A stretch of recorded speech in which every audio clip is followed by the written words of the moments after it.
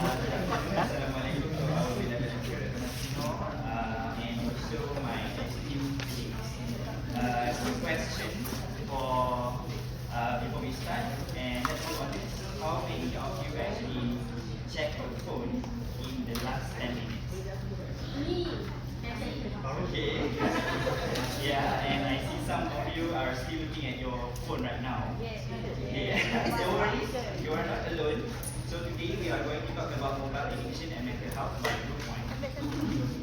So this is our group members. So we have 44 of us. And when we talk about mobile addiction and mental health, there's about 40% of people say they feel addicted to their phone. And the other 60% are probably just didn't hear the question because they were scrolling on their phone. And today we're diving into something that we all struggle with, whether we want to admit it or not, what the experts call as digital addiction, which is a compulsive overuse of technology and that interfaces with our daily life. So, what is digital addiction? And while DSM-5 hasn't formally classified smartphone addiction yet, but we actually include it in the Internet Learning Disorder (IDD) since 2013 as a condition warranting for behavioral therapy. And let's see, with the historical timeline, basically we went from a dial-up internet in the 1990s, if you remember how we're going to get connection for the internet, until the 2020s that we have needing of detox and therapy. And because this is linked to our tiny devices that we are using. And like I mentioned earlier, we only appreciate this issue as a health problem in 2013, where we classify ICT in DSM-5. So digital addiction is really just an umbrella term. But what we're going to cover today is actually mobile phone addiction. So digital addiction is actually a really umbrella term that covers everything from gaming marathons to social media spiral. And let's see about this meta-analysis quite recent in 2022. We can see that the top here, the winner, smartphone addiction, about 27%, especially among the adults. So this is our rationale today that we're going to talk about mobile phone addiction among the adults. So without further ado, I would like to invite our next speaker.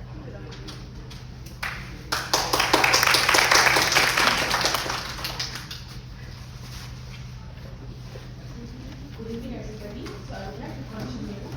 The most prevalent digital addiction, like my colleague said, mobile phone addiction is a form of digital addiction, and it's the most widespread form of digital addiction. It surpasses other forms of digital addiction, such as the gaming, because it requires specific device and longer time block. Social media always leads to dopamine-driven validation loops, likes, comments, and often accessed via mobile phone, and hence its overlap. Internet surfing addiction, less interactive and lower compulsion.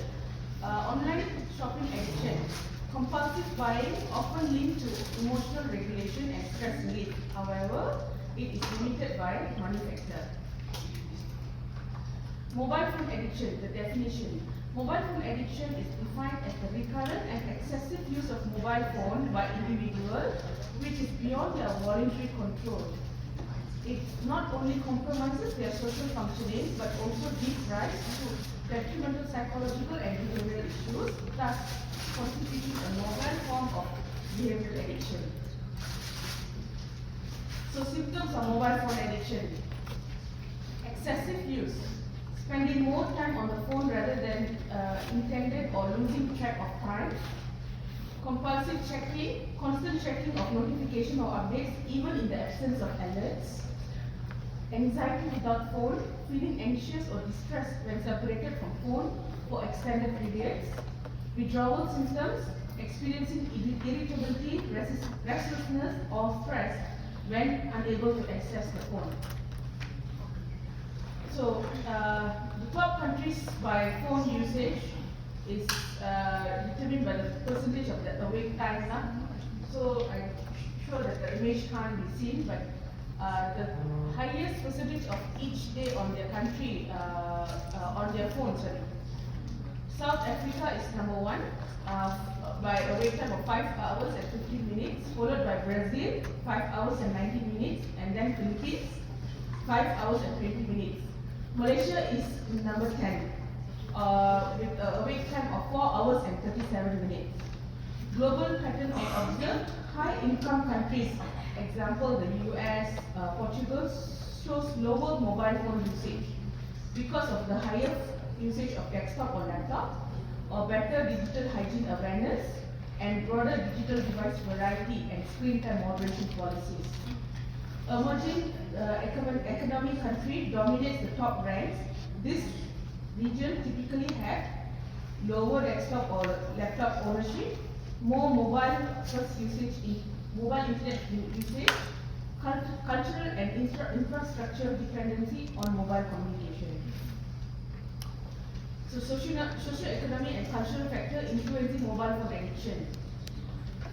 Affordability and accessibility.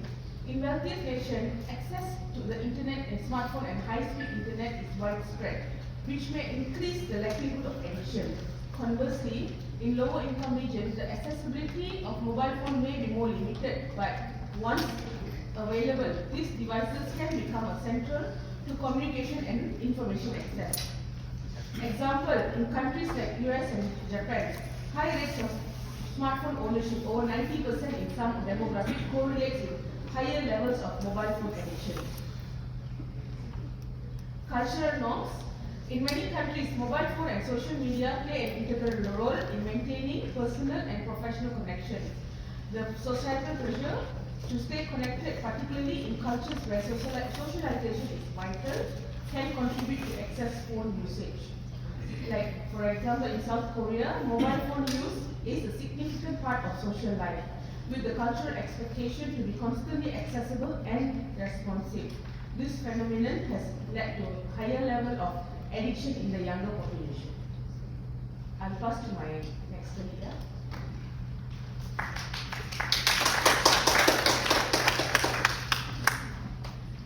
Good evening, everyone. Okay, now let's see what's the risk factor of mobile addiction. Before we go further, there are actually prime factors why most of us here are using mobile phone. And as you can see there, people use mobile phone because they feel bored, they want to seek for knowledge, they want to play games, and also it indicates social status. Maybe those who use iPhone Pro Max, we see it as richer than those who use other brand, right? And also to capture and share memories, and also to be connected with the social media.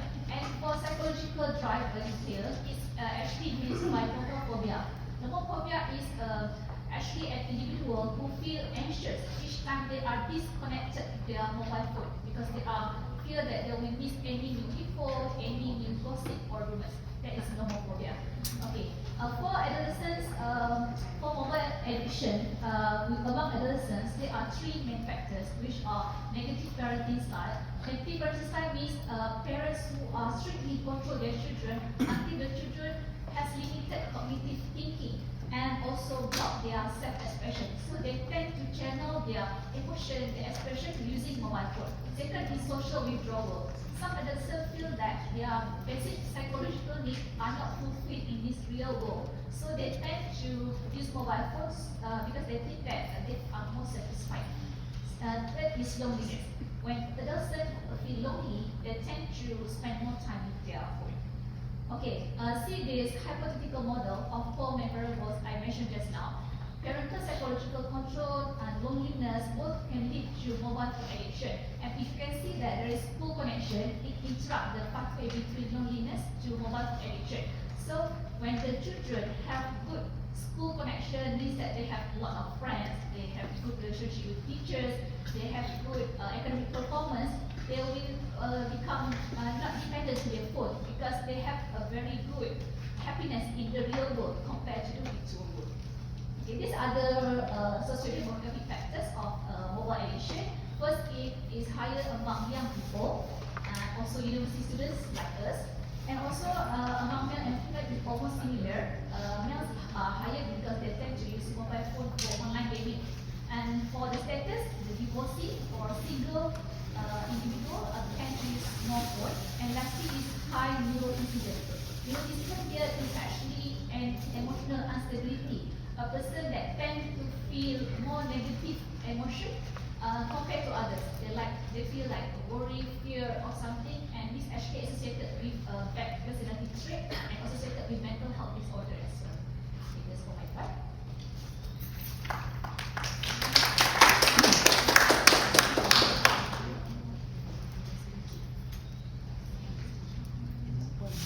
So now let's explore it. So in today's name is Shuman and my fellow colleagues. So now let's explore the mental health consequences of mobile phone addiction. So research has consistently shown that excessive use of mobile phones is linked to various mental health issues. These include increased level of stress, anxiety, and depression, and even changes in how we think and process information. One study from International Journal of Mental Health and Addiction warns that overdependence on digital devices may rewire our brain's reward system, leading to compulsive behaviors and impact emotional regulation. So this isn't just about screen time, it's about how our minds are adapting, or in some cases struggling to cope in the digital age.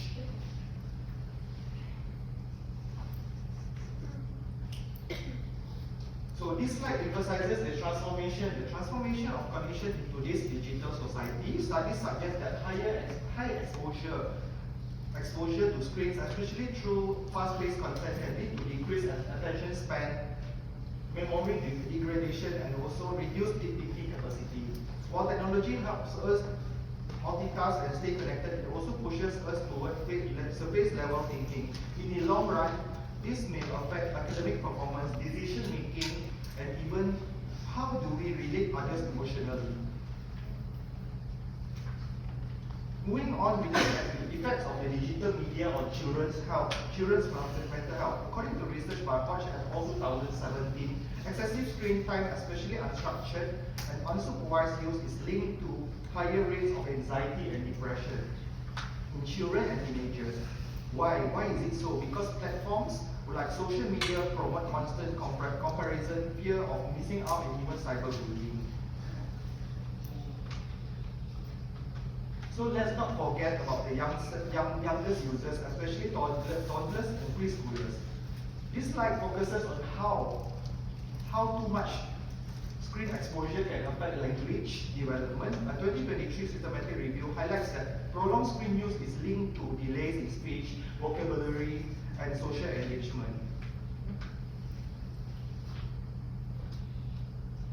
And another study conducted by Lee et al. 2020 showed a strong link between mobile phone and addiction, and feeling anxious or depressed, trouble sleeping, and also acting on impulse. And last but not least, this is especially common among college students who are always connected and under pressure. So beyond mental health, screen overuse affects our physical well-being. A recent study found that cutting down screen time led to improved sleep quality, increased physical activity, and reduced physiological stress. This clearly shows that reducing screen time has immediate measurable health benefits, not just mentally but physically so.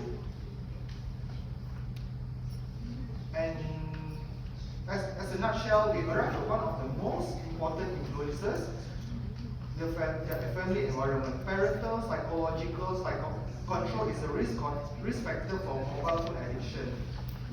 School connectedness also plays a very important role. When children feel supported at home at school, their sense of loneliness decreases, which helps protect them from problematic phone use. I shall pass it to Dr. Anis. Thank you.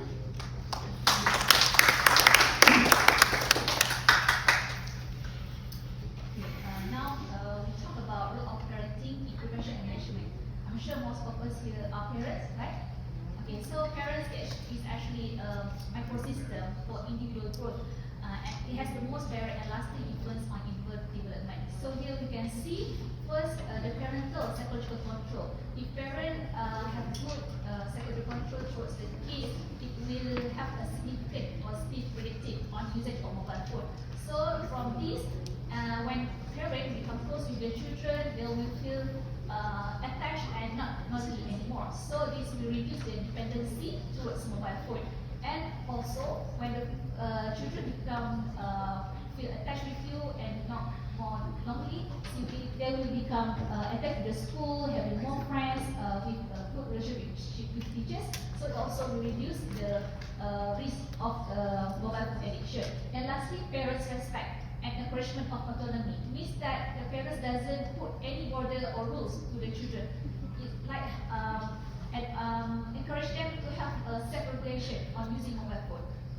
Okay, so there are two theories how mobile phone addiction occur. First, social cognitive theory, and as we know, social cognitive theory has three elements, which is interplay of personal factors, environmental, and also behavior. So if the parents at home spend most of their time with the gadgets, the kids will imitate and copy your behavior. That's what we call as social cognitive theory. And second one is psychological escape theory. This theory explains that an individual tend to engage in certain behavior. For example, is issue mobile phone usage because they tend to divert the negative emotional feeling. This psychological escape theory. So it's very important for educators and parents who frequently deal with teenagers to pay attention on the level of children's sense of loneliness and attach importance to the positive effect of school connection. And all these things will reduce children's sense of loneliness. Okay, this is the latest recommendation from American Pediatric. So they show that the screen time for kids is different according to age. You can refer to the picture. Okay, so when the adolescent becomes too addicted, there are actually treatment for that. It's either pharmacological or non-pharmacological. So in the serious case, they need to be given medication like bupropion to reduce the suppressed desire to play, methylphenidate to relieve the symptoms of hyperactivity. And as you remember, methylphenidate is one of the medication for ADHD. And escitalopram, clonazepam, and clomipramide is a psychiatric medication because mobile addiction also related with mental health disorders. And non-pharmacological treatment, we have CBT, related therapy, online self-help, counseling, treatment, and integrated healthcare network for diagnostic. But actually, after all, parents' involvement is the most effective and preventive for non-pharmacological treatment for the gadget excessive usage. And before I end, I would like to leave with one question. Is it possible that while we worry about our kids' screen time, it's actually ours that doing the most damage? That's all.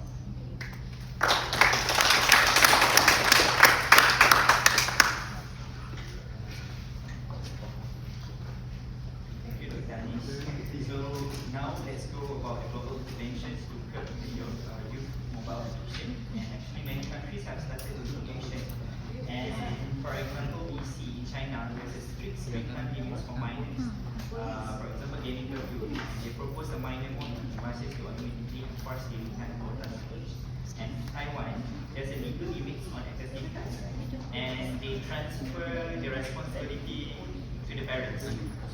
That parents can be fined. I don't know, this is a bit strict for failing to restrict their kids' screen time. And basically we go to Japan, encouraging parents to shoulder more responsibility. And there's a more advocacy for disconnect to reconnect. And in Singapore, they launched a cyber wellness program and advice guidelines about max 1 to 2 hours per day for kids.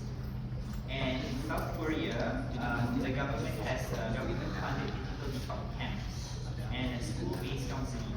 And in USA, the campaigns like wait until 8th grade, which is around 13 to 14 years old, where we actually, our kids reach our puberty, to encourage delaying smartphone ownership, and more schools actually going for the free tool. And this initiative shows that both policy and level change can work hand in hand. And now we like to propose a policy and community framework tailored for Malaysia, which is MASK framework. So what is MASK? M is minimum age for social media. I think we should set a minimum age of 15 for social media use without parental consent. If below that, only with verified parent approval. Because if we look in other European countries, they actually put around 12 to 15 years old. For example, in Norway, they already enforce this. And age verification tool, which implement a digital ID system that my digital IDU, with support from schools and also telcos to enforce course, age-gated platform. And not just that, we need to incorporate the environment in school as well. For us, Safer School and Family Digital Policies, where they mandate a phone-free classroom, integrate digital wellness into health, moral education, and promote cyber awareness in education. And also, A, for community support, we can use PKN, mosques, church, temples, and school counselors to offer training, workshop, and also we can fund free activities. And this can be rolled out using our existing institution and regulation, and we don't have to actually use it from scratch. So as a closure, let's hear from Dr. Rozani Zakaria, which is our a child psychiatrist from IIM.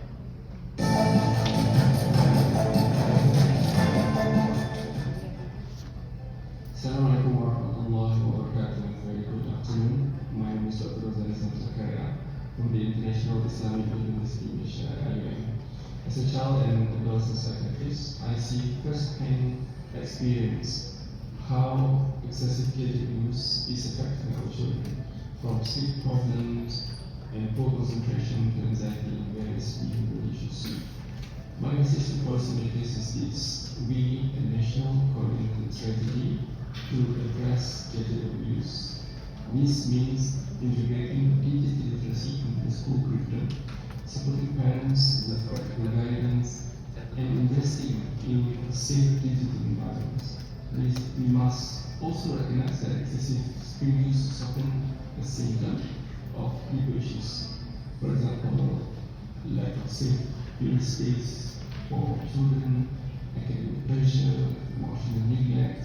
These are the issues that we need to also address. My hope is that policy will focus not just on restricting gadgets, but on creating a healthier ecosystem for children to grow with balance, human connection, and mental well-being at the center. Thank you so much.